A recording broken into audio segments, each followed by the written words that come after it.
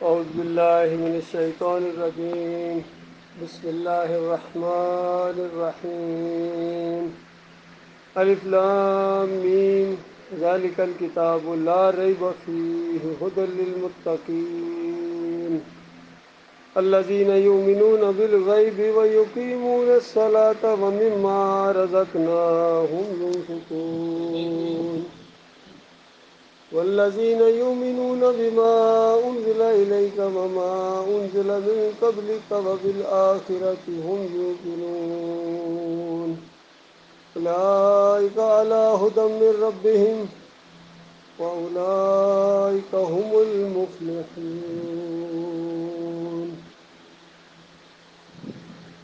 یہ سورہ البقرہ کی ابتدائی 5 آیات ہیں۔ اللہ تعالیٰ نے اپنے مومن بندوں کی رہنمائی کے لیے یہ کتاب نازل کی ہے۔ یہی وہ کتاب ہے جس نے عربوں میں تحریک برپا کی تھی ایمان خالص کی، اور ان کو سر بلند کیا، ان کو عزت دی عربوں کو آج سے 1500 سال پہلے اسی کتاب کی وجہ سے، کیونکہ یہ وہ کتاب ہے جس کے اندر ذرا برابر شک نہیں ہے، یعنی کوئی جھوٹ اس کے اندر نہیں ہے، کوئی رد و بدل اس کے اندر نہیں ہے، اور یہ بھی شک نہیں ہے کہ یہ اللہ رب العالمین کی طرف سے، یہ کسی انسان کا قول نہیں ہے۔ یہ جبریل علیہ السلام وحی لائے نبی علیہ السلام کے اوپر، اور نبی علیہ السلام نے اس کو پڑھ کے سنایا لوگوں میں۔ آج دیکھیے یہ انسانیت ہے، طرح طرح کے گروپوں کے اندر بٹی ہوئی ہے، فرقوں کے اندر، مسلکوں کے اندر۔ ہر ایک اپنے آپ کو ہدایت یافتہ کہتے ہیں اور دوسروں کو گمراہ کہتے ہیں، اور سارے یہ کتاب پڑھتے ہیں۔ ان آیات کے اندر اللہ تعالیٰ نے گویا اسٹیمپ لگائی ہے ایسے لوگوں کے اوپر جو یہ کام کریں، جو اس طرح کا عقیدہ رکھیں، ایمان رکھیں، اللہ ان کو سرٹیفکیٹ دیتا ہے۔ اس کو کسی انسان کے پھر سرٹیفکیٹ کی ضرورت نہیں ہے، اللہ ان کو سرٹیفکیٹ دیتا ہے کہ اولئک ھم المفلحون، یہ وہ لوگ ہیں جو فلاح پانے والے ہیں، یہ ہدایت یافتہ ہیں۔ اس کے علاوہ بھی جگہ جگہ اسی انداز سے یہ بات سمجھانے کی کوشش کی گئی ہے۔ دونوں راستے سامنے رکھے گئے ہیں، ایک ہدایت یافتہ لوگوں کا راستہ ہے، ایک گمراہوں کا راستہ ہے۔ اور اس سے پہلے شروع میں سورہ فاتحہ ہے، کتاب کا گویا دیباچہ ہے، دروازہ ہے، ایک دعا ہے جو اللہ تعالیٰ نے سکھائی ہے کہ میرے بندو اس طرح میری تعریف کرو، اور پھر میرے سے ایک عہد و پیمان کرو کہ اللہ ہم تیرے بندے ہیں، ہم تیری بندگی کرتے ہیں، اور یا اللہ ہمیں نیک لوگوں کے راستے پر چلا۔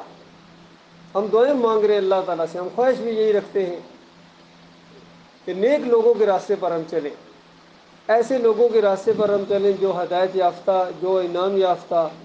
جن سے اللہ خوش ہوا۔ اور یا اللہ ان لوگوں کے راستے پر نہ چلانا جن سے تو ناراض ہوا، جو گمراہ ہوئے، راستے سے بھٹک گئے، تیرا غضب نازل ہوا ان کے اوپر، سخت تو غصے ہوا ان کے اوپر، ان کے راستے پر نہ چلانا۔ اس سورہ فاتحہ کا گویا یہ پورا قرآن جواب ہے۔ اس قرآن کے اندر اللہ تعالیٰ نے اپنے مومن بندوں کو کہا کہ دیکھو اپنے آپ کو اور اپنے اہل و عیال کو جہنم کی آگ سے بچاؤ، کیونکہ معاملہ صرف آپ کا نہیں ہے، معاملہ آپ کے بیوی بچوں کا بھی ہے، آپ کے ساتھ قریبی رشتہ داروں کا بھی معاملہ ہے۔ اگر صرف معاملہ اپنا ہوتا یہ بھی بڑی بات ہے،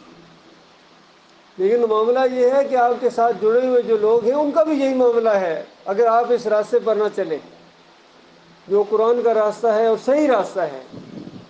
جو حدیث کا راستہ ہے، سنت کا راستہ ہے، اگر اس پر آپ پریکٹیکلی نہ چلیں، صرف کہنے کی حد تک رہے اور پریکٹیکلی نہ چلیں، تو آپ کی اولاد کو، آپ کے بیوی بچوں کو کبھی پتہ نہیں چلے گا کہ ہدایت کیا ہے اور گمراہی کیا ہے۔ یہ پریکٹیکل معاملہ ہے، یہ سننے سنانے والا معاملہ نہیں ہے صرف، جس طرح عام طور پر جو رائج الوقت دین ہے، لوگ اپنے آپ کو مسلمان سمجھتے ہیں ہمارے اس ملک کے اندر اور پوری دنیا کے اندر، بس نماز پڑھ لو، روزے رکھ لیے ہیں، حج کر لیا، عمرہ کبھی کر لیا، مسجد ہے اس میں جا کے نماز پڑھ لی، باہر غلہ رکھا ہوا ہے پیسے بیچ میں ڈال دیے، یہ دینداری ہے جی، یہ گویا اسلام ہے جی، وہ یہی سمجھتے رہیں گے ہم اسلام کے اوپر ہیں، لیکن وہ اسلام جو تبدیلی لاتا ہے، جو انسان کے اندر ایک انقلاب برپا کرتا ہے، جو ایمان خالص سے شروع ہوتا ہے، جس کی بنیاد ایمان خالص ہے، پہلی اینٹ جس کی رکھی گئی ہے توحید کے اوپر رکھی گئی ہے، اور تمام انبیاء نے آ کے اسی طریقے سے دعوت دی۔ ہزار مسائل ہوتے تھے ان کے اندر، جس طرح آج ہماری قوم کے ہزار مسائل ہیں، کون کون سا مسئلہ چھیڑا جائے، اور لوگ چھیڑتے ہیں، کوئی ایک مسئلے کو لے کے اٹھتا ہے، کوئی دوسرے مسئلے کو لے کے اٹھتا ہے، کوئی ترقی کی راہ دکھاتا ہے، معیشت کو ٹھیک کر لو پہلے پھر سارے معاملات ٹھیک ہو جائیں گے، کچھ کہتے ہیں پہلے اقتدار لے لو، جب اقتدار تمہارے پاس آئے گا تو تمہاری بات مانی جائے گی۔ تو یہ سارے فلسفے ہیں، اس کا حقیقت سے کوئی تعلق نہیں۔ بھائی کیسے لے لو، کوئی دیتا ہے؟ کبھی ہوا ہے دنیا کے اندر کہ کسی نے کہا ہو کہ مجھے دے دو اقتدار کو، کہ ہاں یہ لے لو جی؟ یہ کوئی لینے والی اور دینے والی چیز ہے؟ اور نبی علیہ السلام کو تو اقتدار پیش کیا جاتا تھا کہ یہ بات نہ کہیں ہم آپ کو بادشاہ ماننے کے لیے تیار ہیں، یہ بات نہ، وہ بات کون سی بات تھی؟ یہ شرط لگائی جاتی تھی کہ یہ بات نہ کہیں، یہ جو بات آپ نے چھیڑی ہے یہ بڑی سخت بات ہے، یہ بات ہم نے کبھی سنی نہیں ہے، اس سے تو یہ ایک معاشرے کے اندر کھلبلی مچ جائے گی۔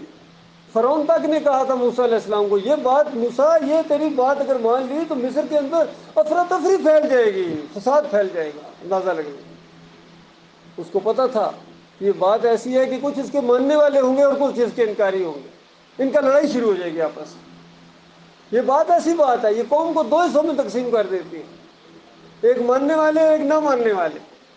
اور بات ایک ہی ہے۔ ہر دور میں یہی بات کہی گئی کہ یہ بات ہے، یہ ایک بات مانو،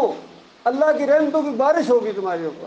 اور یہ بات نہ مانو، اللہ کے عذاب کا کوڑا برسے گا تمہارے اوپر۔ اب یہ آپشنل چیز نہیں ہے کہ مانے یا نہ مانے، بات ایک ہی بات ہے، مانو گے تو بچ جاؤ گے، نہیں مانو گے تو عذاب آئے گا تمہارے اوپر۔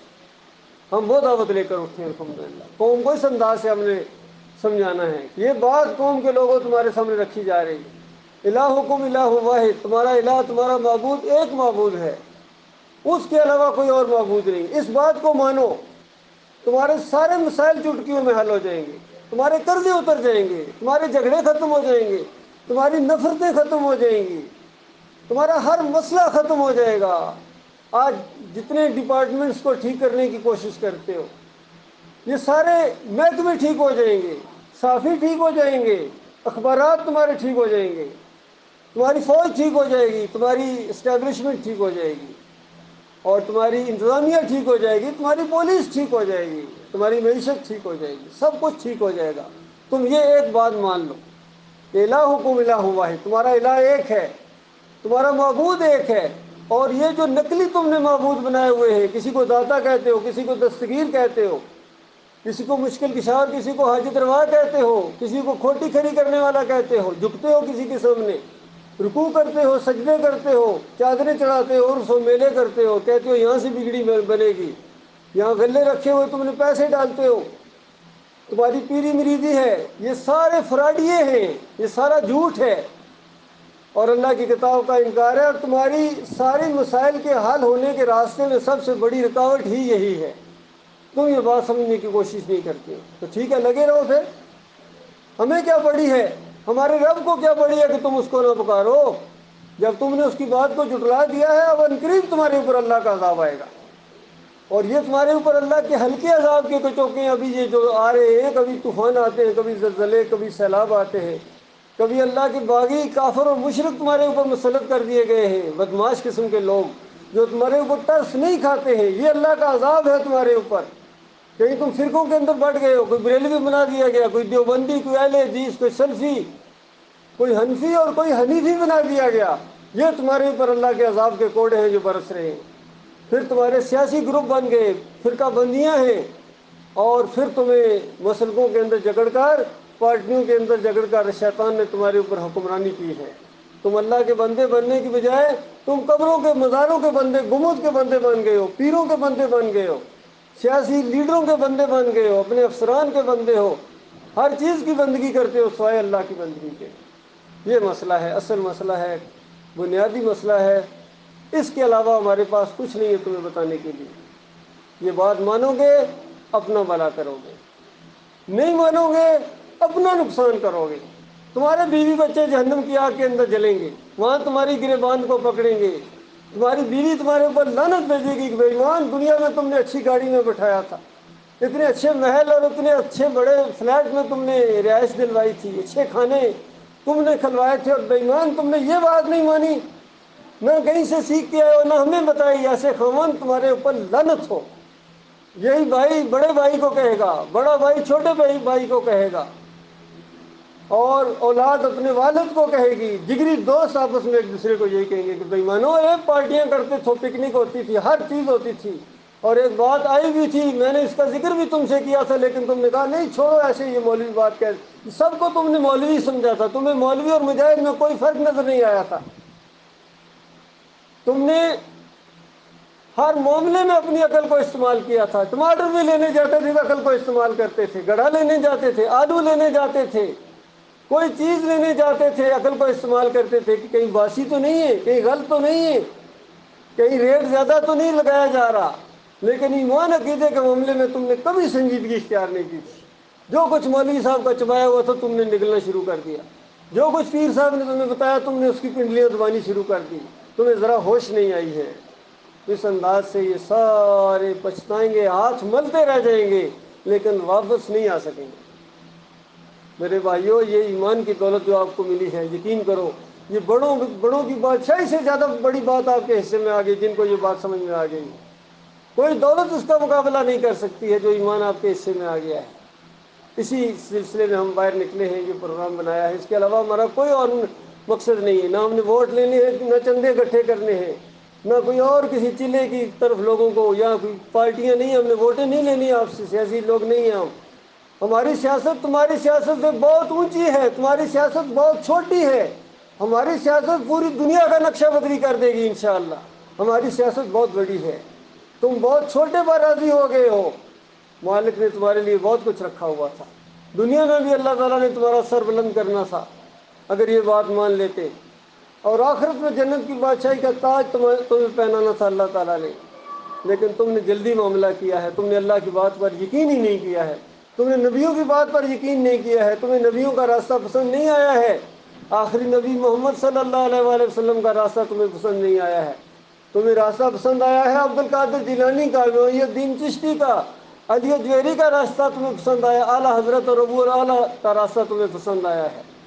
تم نے اپنے اپنے امیروں اور پیروں اور فقیروں کی باتوں کو مانا ہے، لیکن اللہ کی بات کو نہیں مانا ہے۔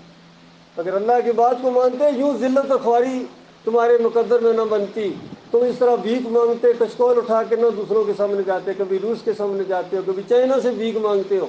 کبھی سعودیہ سے جا کر بھیک مانگتے ہو، کبھی امریکہ کے گھٹنے جا کے پکڑتے ہو، ٹھوکر کے ساتھ کوئی حقارت کے ساتھ کوئی وہ چیز تمہیں پھینکے جا کے اٹھاتے ہو، چوستے ہو، کھاتے ہو، اور جو قرضے لیتا ہے قرضے لینے میں تھوڑا کامیاب ہو جائے تو ساری پارٹی کا دیکھا ہمارے لیڈر نے وہ کام کیا جو پچھلے لیڈر سے نہیں ہو سکا ہے، اس طرح تم قرضوں کے اندر جکڑ دیے گئے ہو، یہ ذلت اور خواری ہے تمہاری شرک کرنے کی وجہ سے، تمہارا جرم شرک ہے، بس آج شرک سے توبہ کر لو، ایمان خالص کی طرف آ جاؤ، تمہارے سارے مسائل چٹکیوں میں حل ہو جائیں گے، اس کتاب کی طرف آؤ، صحابہ کرام کو جو اللہ تعالیٰ نے اٹھایا تھا اس کتاب کی وجہ سے اٹھایا تھا، اور آج جو تم گرے ہو وہ اسی کتاب کی وجہ سے گرے ہو۔ وہ جو کسی نے کہا کہ وہ معزز تھے زمانے میں مسلمان ہو کر، تم خوار ہوئے ہو تار کے قرآن ہو کر، یہ اور بات کہ جن کا یہ شعر تھا وہ خود اسی قرآن کے اصل ماننے والے نہیں تھے، وہ بھی جمہوریت کے پرستار تھے، قبروں کے پرستار تھے، اور صوفیہ کے پرستار گزرے ہیں سارے۔ کاش